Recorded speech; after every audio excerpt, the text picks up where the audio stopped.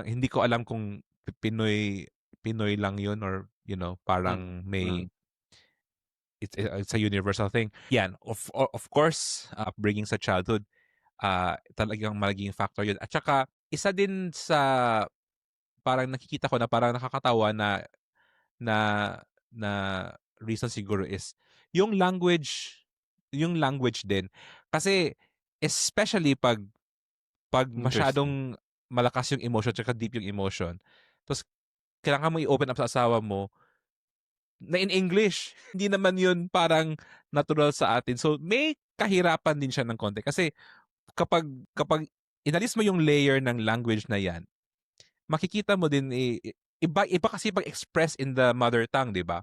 So, pag tina-translate mo yan, naka-calm down ka na. So, iba din yung parang ano rin, yeah, iba yung effect nun sa Hmm, pag-communicate niya, sa pag-express. So, dun mm.